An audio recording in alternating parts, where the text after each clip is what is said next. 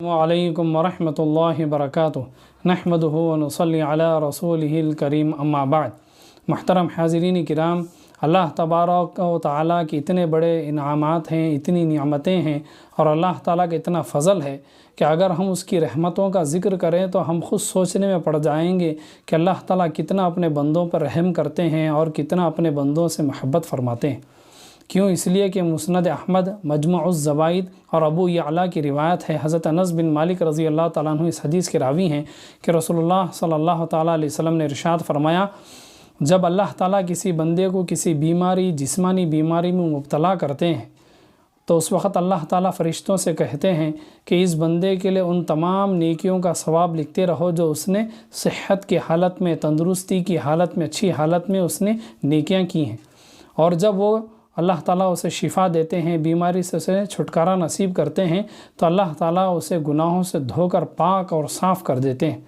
और जब उसका इंतकाल हो जाए तो अल्लाह ताला उसकी मग़फ़िरत कर देते हैं और उस पर रहम करते हैं।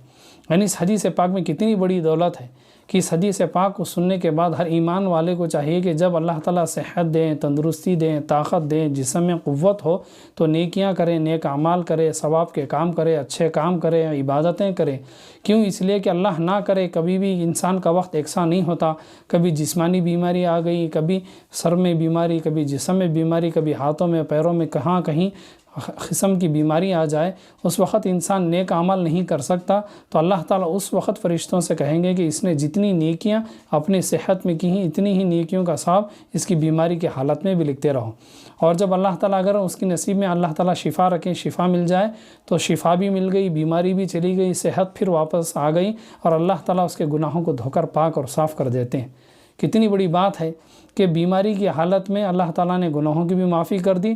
जितनी नेकियां हम अच्छी हालत में, सेहत की हालत में करते हैं उसका सवाब भी मिल गया। और हदीस पाक के आखिर में मौजूद है, और जब इस बंदे का इंतकाल होता है, उस परहेज़गार बंदे का इंतकाल होता है तो अल्लाह ताला इंतकाल के बाद उस बंदे पर रहम फरमाते हैं, उसकी मग़फ़िरत कर देते हैं।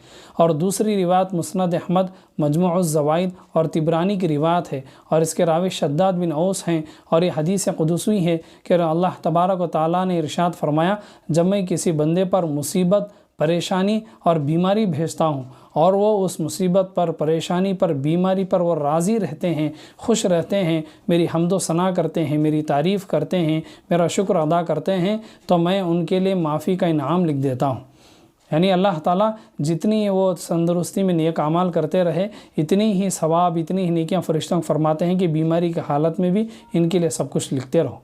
तो कितनी बड़ी खुशखबरी की बात है कि जब भी अल्लाह की तरफ से कोई मुसीबत आ जाए, बीमारी आ जाए, परेशानी आ जाए, तो हमें उस वक़्त भी अल्लाह की तारीफ़ करना चाहिए, अल्लाह के उस फ़ैसले पर राज़ी रहना चाहिए।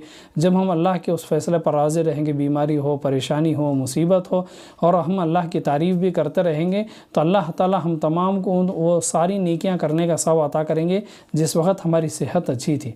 तो अल्लाह ताला से दुआ है कि अल्लाह ताला हम तमाम को सेहत और तंदुरुस्ती अता फ़रमाए और नेक काम करने की तौफ़ीक़ अता फ़रमाए। आमीन।